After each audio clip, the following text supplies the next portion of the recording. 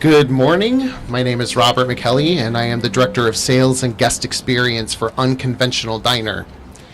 Unconventional Diner has been around for 5 years and has been serving as a source of community and comfort for both residents and visitors of DC.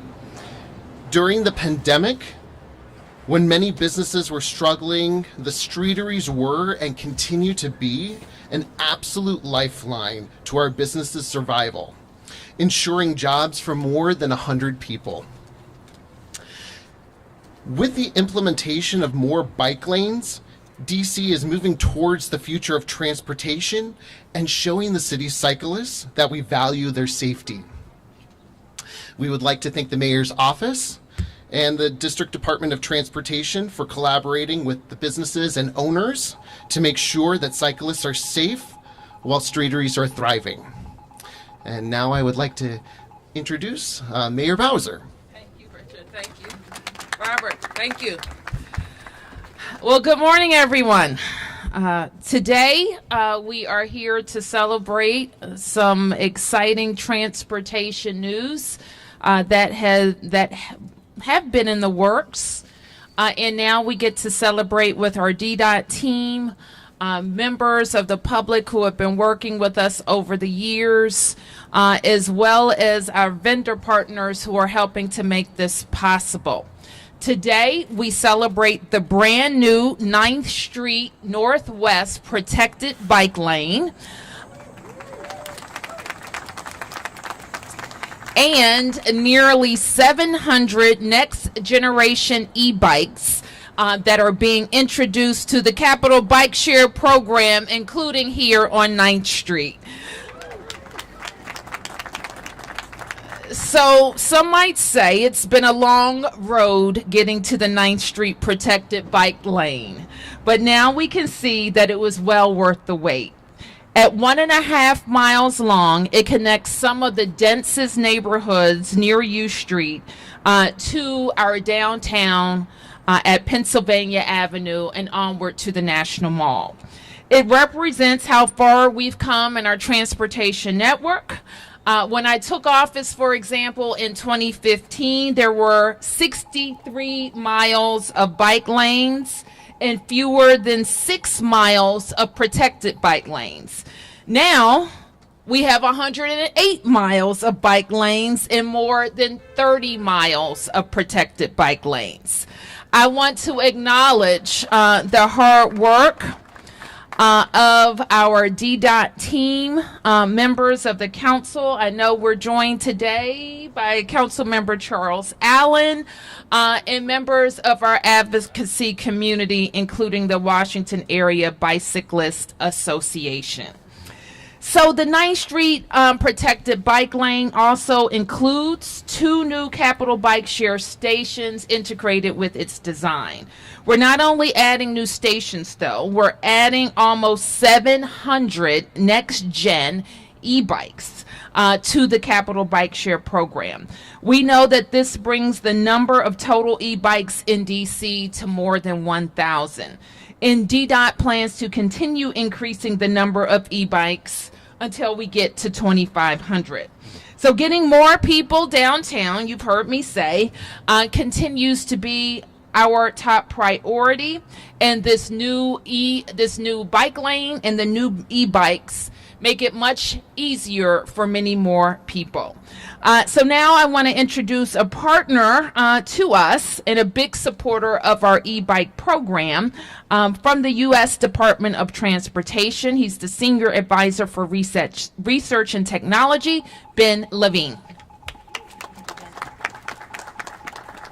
Thank you, Mayor Bowser, and great to be here with everyone. And I bring warm regards from Secretary Buttigieg. Yes, indeed.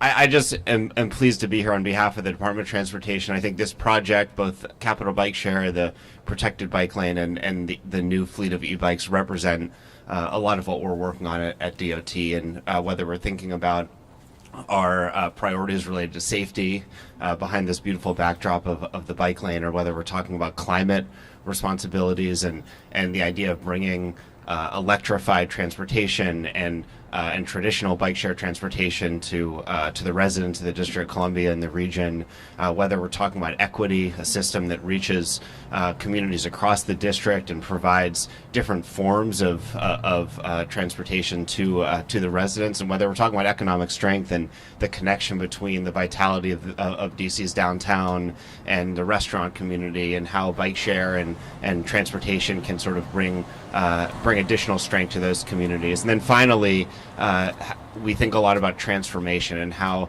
both our transportation systems and our public space can really be transformed, whether it's through the use of technology or new projects or programs like Capital Bike Share. So we really appreciate the opportunity to participate, and it's such a wonderful community supporting this work. And thank you to Mayor Bowser and the council members, and again, just really enthusiastic about this work. So next I'll introduce Councilmember Charles Allen. Thank you.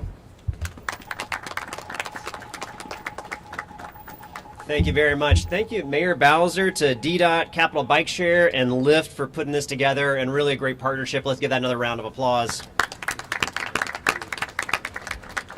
Capital Bike Share is really one of our best transportation equity policies in not just DC, but in the whole region.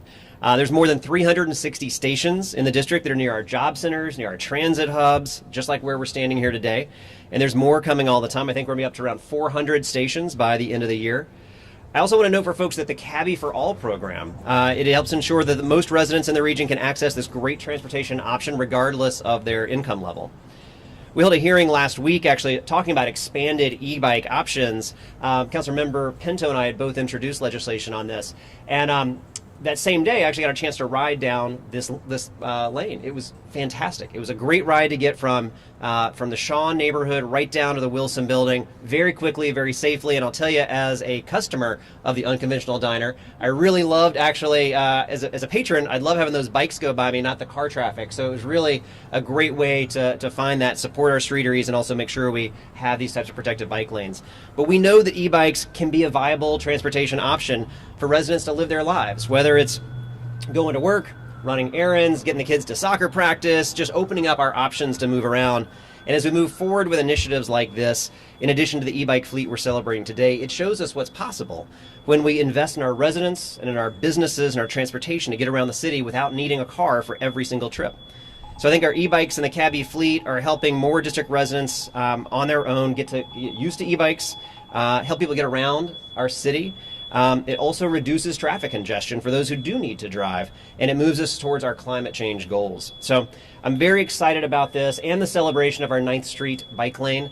It is just a phenomenal pairing of this on the first day of spring. I got to tour the bike myself a little bit, 60-mile range. I can't wait to hop on one of these and get around our city, as I know a lot of other residents are as well. So Mayor Bowser, congratulations on this big announcement.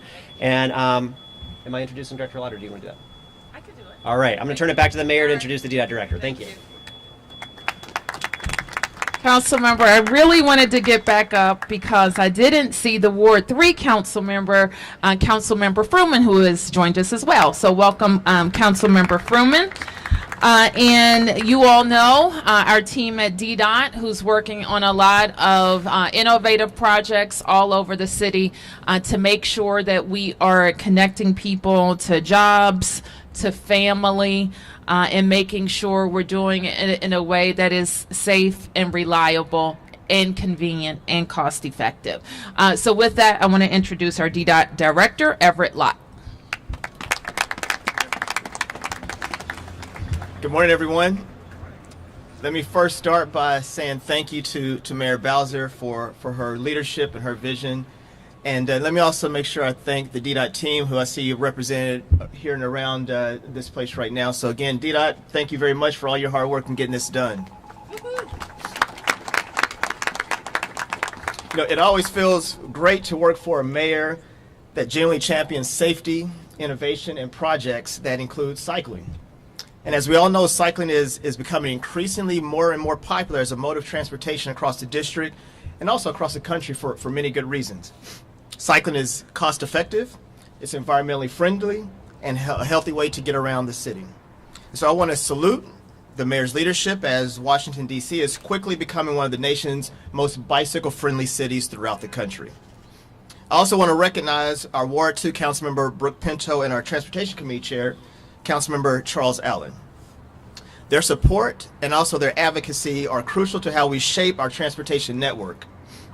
So as we celebrate this newly constructed protected bike lane, I must recognize that cycling can also be dangerous, especially when cyclists are forced to share the roads with cars, with buses, and with trucks. So this is why it is important that we create protected bike lanes that will make cycling safe.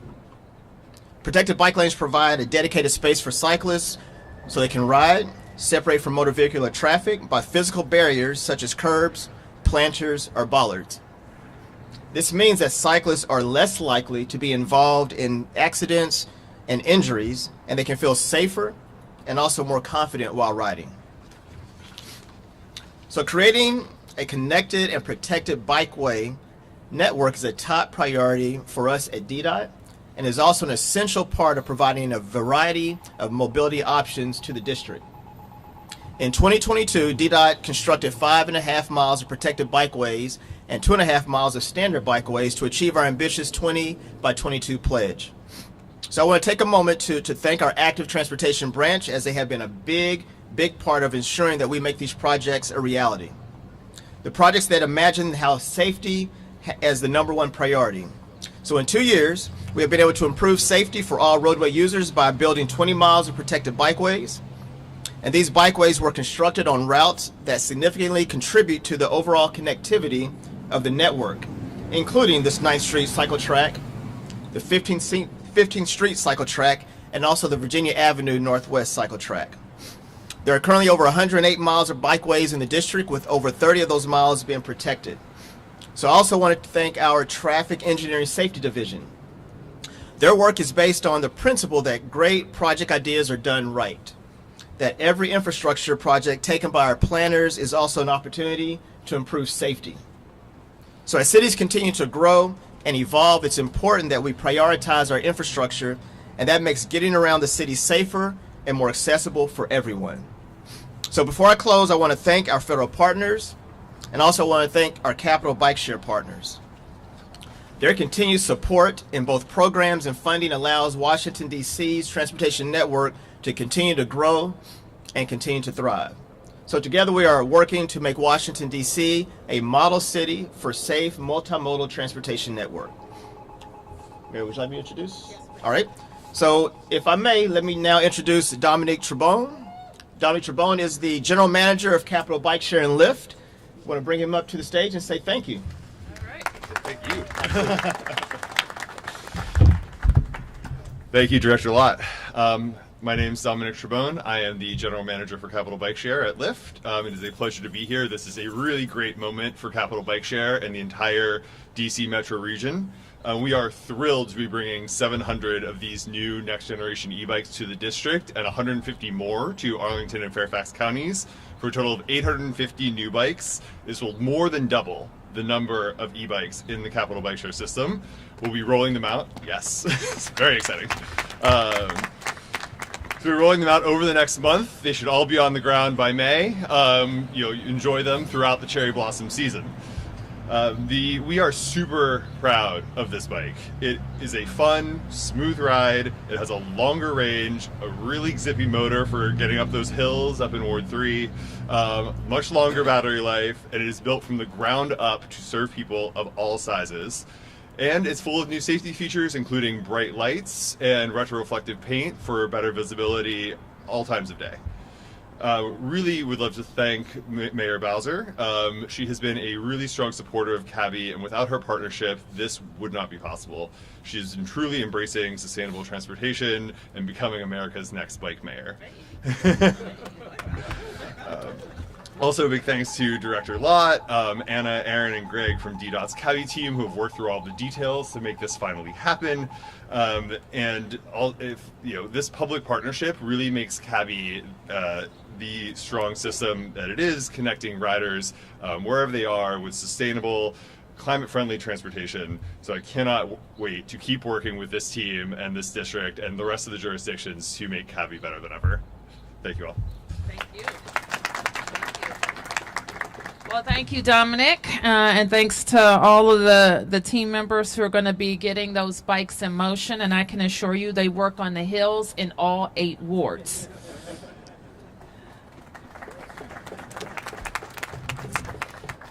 So I think what we're going to do next is they're going to be a group that try the bikes out. Is that right? But before they do that, I'll take on-topic questions. We're going to then send our team to try the bikes out, and then I'll take off-topic questions. Anything on topic? On topic. Do you ride the bikes, Mayor? I've never tried an electric bike. I do ride bikes, and I may try one.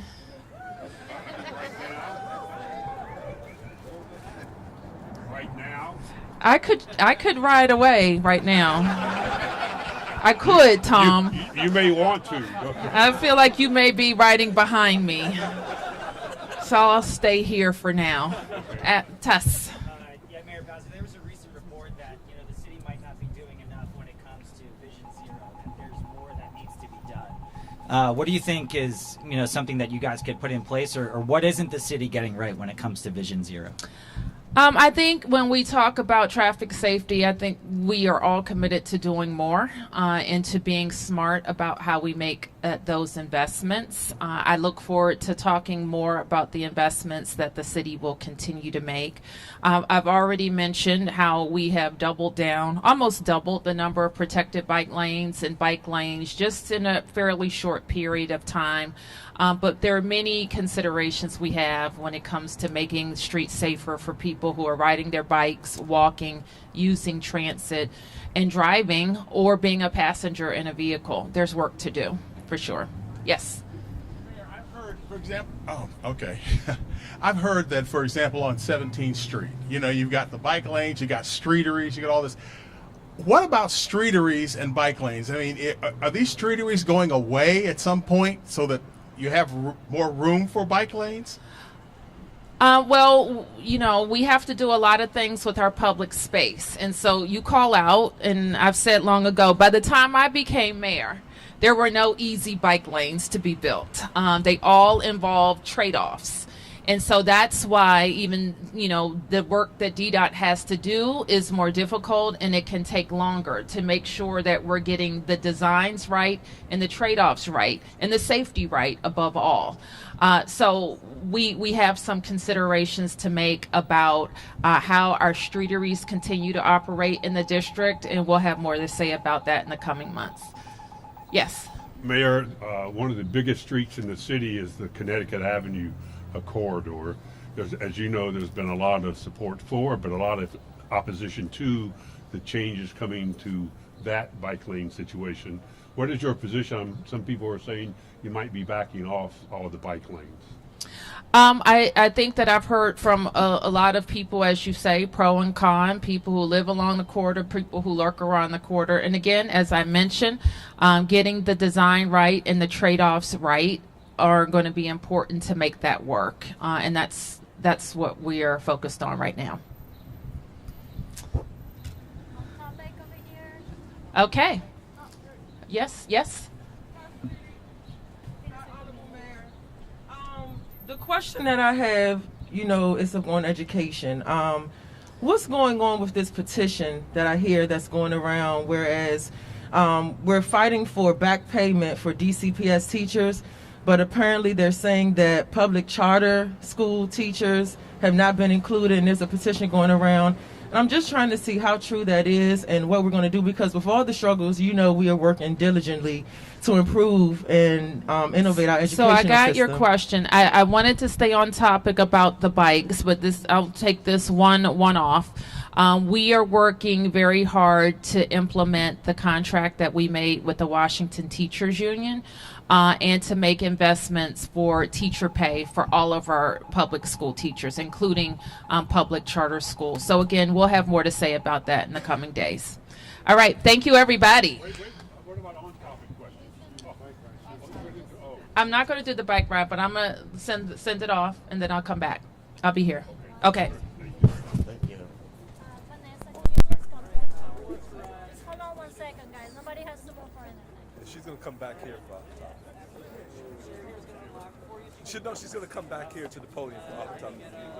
Don't move. Unless you're here for the bicycle thing. Guys, hold on. Everything is gonna stay the same. Just stay still, please. Just stay still. Unless you want the bicycle stuff. And nobody here does, so it's like, yeah. For the interpretation here, people are walking through here.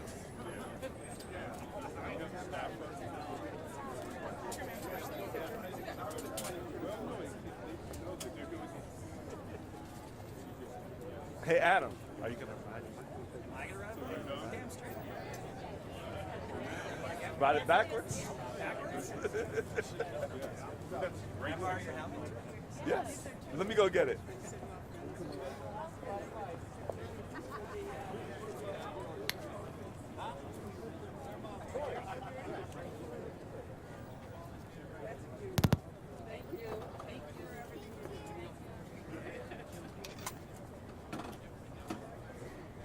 Oh, hold on. Let me tell one man, don't forget.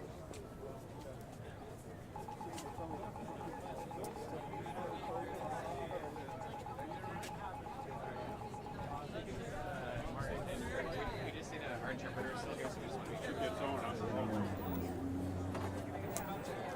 Congratulations.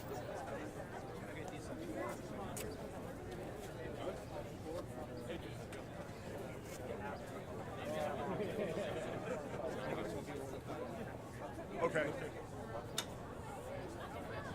This is the first traffic jam in downtown.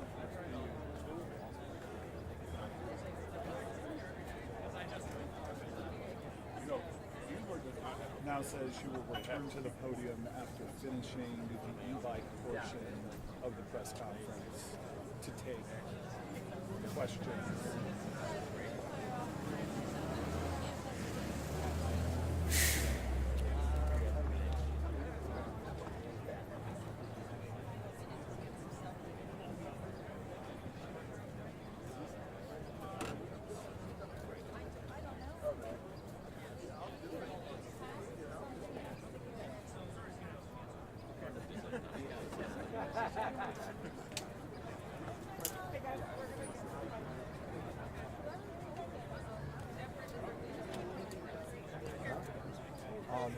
Cable.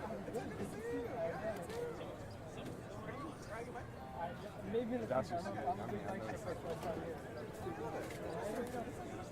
Yeah, you too.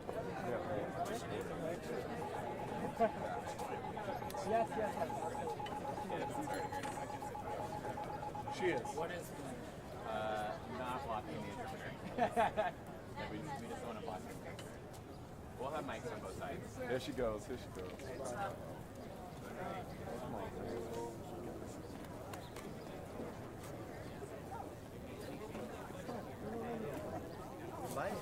I stand like right. No, there's another guy. There is a camera. Yeah, it's camera right there. We'll have mics on both sides so you guys can get it.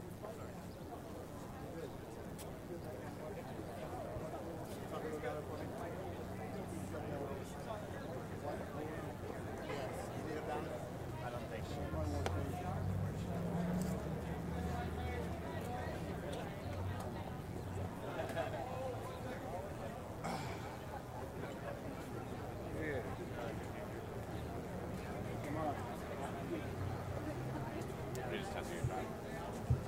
You need a white.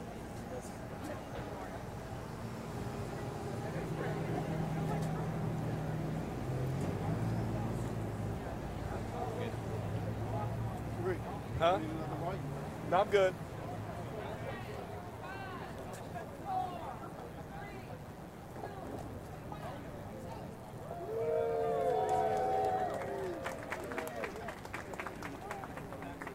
Whoa, they're moving so fast and steady. That's awesome.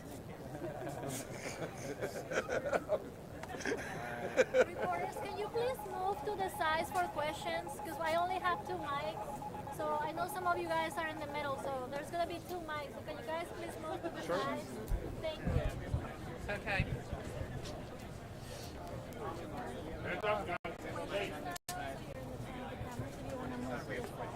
Move to one of the sides. Please don't block the interpreter, guys. You gotta move to the side. You gotta move to the side. Megan, can you please move to You're the blocking Doug. You gotta move to the side. Okay. Doug. No, hey guys, you guys got to move. I can't. Oh, sorry. Just I can't mark. You're blocking your own camera. You're gonna be there. Sorry, you got a camera too. Okay, sorry. Let me get out of the way. Guys, here if you will. You guys are just way in the way. Okay. Please. Thanks. Thank you. Okay. Yeah, thank you. Everybody. Hi, Chris. Okay, you guys ready? Yes. Sam is still. Here, I'll trade spots. Sean, good?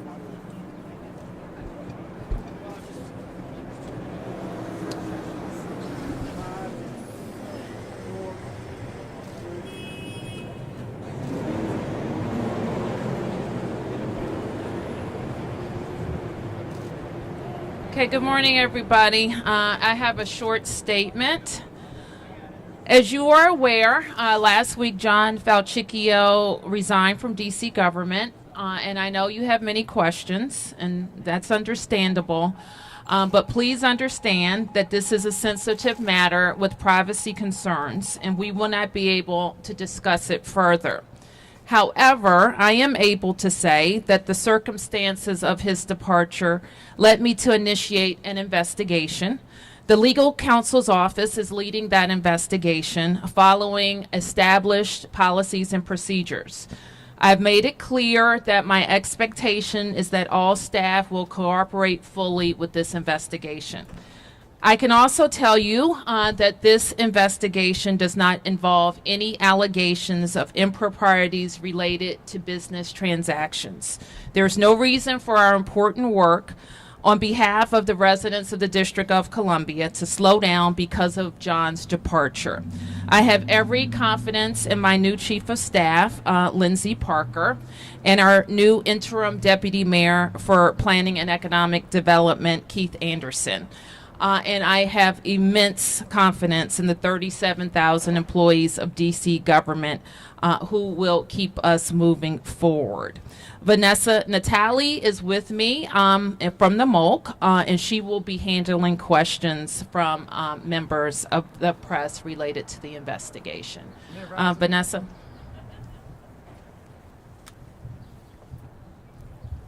Thank you, Mayor. My name is Vanessa Natali. I'm the Deputy Director of the Office of Legal Counsel, the MOLC. Under the directorship of Eugene A. Adams, we are managing this investigation. Mayor Bowser, can you tell us when and how did you first become aware that there were problems, allegations, or concerns that led you to request this investigation? Mark, I can say that late last week we initiated an investigation. But when did you become aware that there were allegations of some type of wrongdoing that led you to make The day before. So midweek last week? That's about right, yes. And how did you become aware? I was notified by my lawyer. Mayor Bowser, could any of the allegations be criminal in nature? I can't. I'm going to refer any questions that I think are related to the investigation to Vanessa. Mayor, I'll ask you a question. We are in the midst of the Cherry Blossom Festival, how big deal for tourism. One of the comments I'm hearing is some misbehavior occurred on this bus city initiative to travel the Northeast to support the Cherry Blossom Festival. Is anything you're investigating have to do with that Cherry Blossom bus? It does not. Mayor Bowser, what are the emotions like for you to have to part with somebody who has been with you since you took office as mayor and by all accounts has been your right-hand person? That's not what we're talking about today, or what's important to the people of the District of Columbia. What people want to know is that we're moving forward on the very important work that's ahead. And the comeback of our downtown is among our most important work. And I have just so much pride and confidence with my team at DIMPED, and I want their focus to be on their work. Question for the attorney. I apologize that I've already forgotten. Vanessa. Thank you. Sorry. Can you tell us the scope of your investigation? Will you be subpoenaing witnesses? Is Mr. Falchecchio cooperating with your investigation? And just the logistics of how your office works. If you found criminal activity, would you refer that to what would you do? Do you refer that to the U.S. Attorney's Office, or how does this play out? And can you give us a timeline? And will you make your report public? Did I unload enough? That's on a you lot there? of questions, but I will answer them. First, the scope of the investigation is based upon the sensitive matter. I will tell you it's not jargon, but there are privacy concerns. As any investigation that our office undertakes, we follow our standard policies and procedures, which include confidentiality and the integrity of the witnesses and anyone who can come forward and speak. So will your findings be made public? No, it will not. This is a sensitive matter with privacy concerns, and therefore will not be made public. What if you found criminal behavior? As with any investigation, criminal behavior would be referred to our Office of the Inspector General, MPD, USAO, whoever would be, involved in that. But yes. Are any other DC employees resigned, out of work, on leave as a result of this investigation, or is it just Falchecchio? I can't answer that. I don't know that answer. Mayor, can you answer that? Mayor, can you answer that? What was your question? Are there any other employees, any other members of your administration, anybody else who is not at work? No. On leave? Is it just Falchecchio? I said no. Or any other off topic? Because I know you guys have more off topic. Yeah, Susanna over here. Martin? Really quick, Mayor, one thing that John Falchecchio did, which was kind of distinct, he was not only deputy mayor, he was also chief of staff, and he was chief of staff for longer than he was deputy mayor. Was this dual role? Was there any sense that there was any that could have created a scenario where problems weren't being reported properly or being investigated as they came up? No. I want to ask Ms. Vanessa, please, how far back is this investigation going to? And then I do have a question for the mayor on another issue. Well, the impetus was based upon the mayor's initiation of the investigation, calling our director, Eugene Adams, and asking him to start it. With any investigation, it could go many ways. It just depends upon what our investigator finds. So it could go back, it may not go back, it could go sideways. We don't know, but we follow all the directions it will lead. Mayor, I want to ask you about the fatal police-involved shooting this weekend involving U.S. Park Police. D.C. Police called Park Police for assistance in this. You have a situation where there's a police officer in the back seat of a vehicle with a person sleeping in the front and a police officer going from the side. Do you feel that this was appropriate here, that a person in a suspect vehicle will be addressed this way while they're sleeping?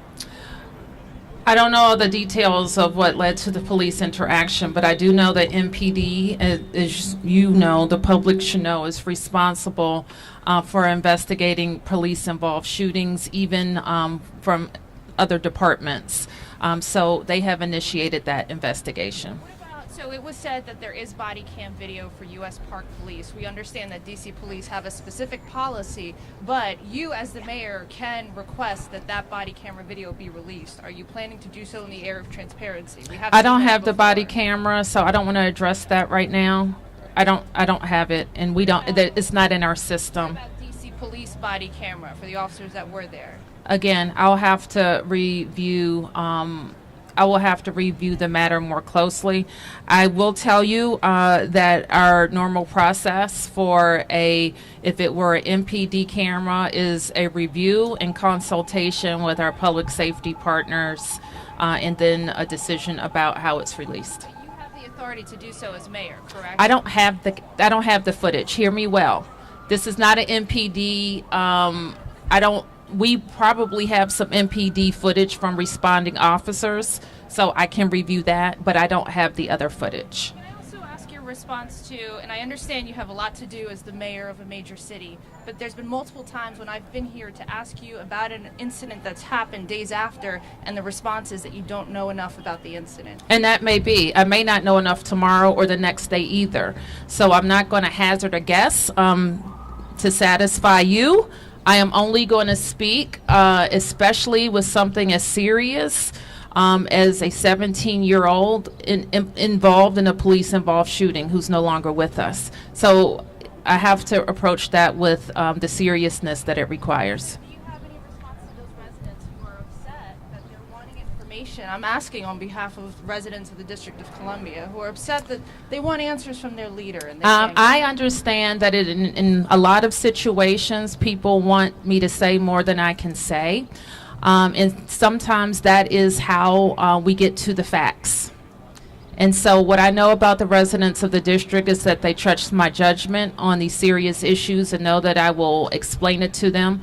I will follow the rules, and we will get to the bottom of what happened, whether it's our department or another one. Mayor, look this way. Thank you. Yes, I'm sorry. So you were talking about Mr. Falcecchio. You said the business of government. What did you mean there when you in your statement? That it didn't I think it's pretty clear, Sam. It's what we're focused on, and what I've said, and I'll repeat it, that this investigation does not involve any allegations of improprieties related to business transactions. Does that mean what? Pay to play and that sort of thing? Is that what you're saying? I don't know. What I mean is we, in our planning and economic development department, as in all of our other departments, we were doing a lot of transactions. We're working on building affordable housing.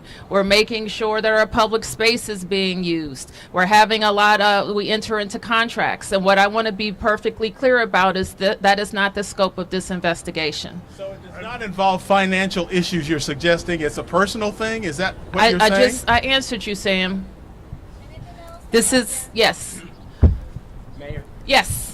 Mayor, can you talk about the appointments of Mr. Anderson and Ms. Parker? Are they both going to be continuing in their previous roles as well as their new roles? I expect to make announcements about their previous roles by Wednesday. Thank you. Did John Falcecchio turn in his resignation on Thursday or Friday? And on Friday. And was it after this investigation was initiated? Yes.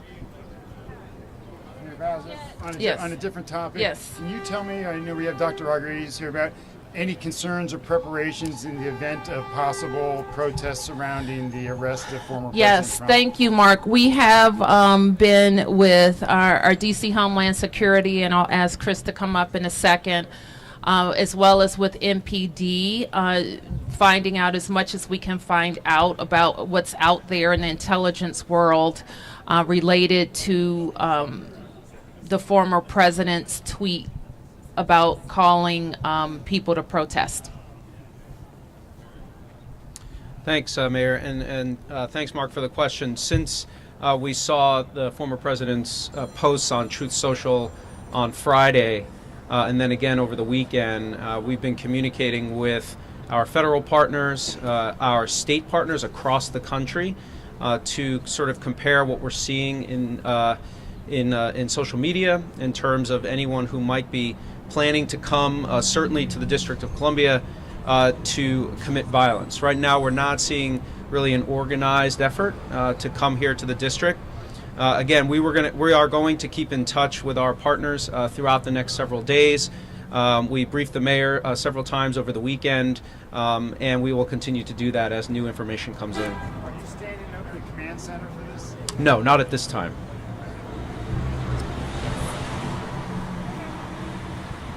Hi there. We're hearing that the commanders may be making a move in the next couple days, and we're hearing that they, as part of the deal, might be working with members of Congress to secure something about RFK. I'm wondering if you've heard anything about that, if you can give us any information.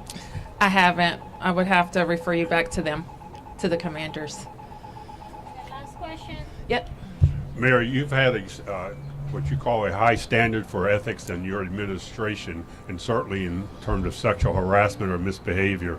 Can you at least characterize what many people are saying privately, but no one will say publicly, that the allegations with Mr. Falchicchio involve sexual misconduct?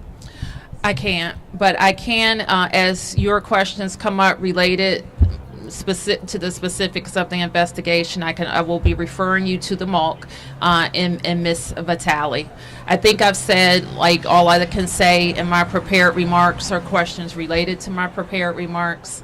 But given the sensitivity of the matter and our need for privacy, that's all we can say. But thank you. What about the idea that the report will not be made public regardless of the findings? What if they clear Mr. Falchicchio of any wrongdoing? I mean, don't you think the public has some right to closure on this at some point when an investigation is completed to know exactly what did or didn't happen? There is a need for confidentiality and privacy that I believe that we have to stay focused on, Mark. So indeed, we can get to the bottom of it.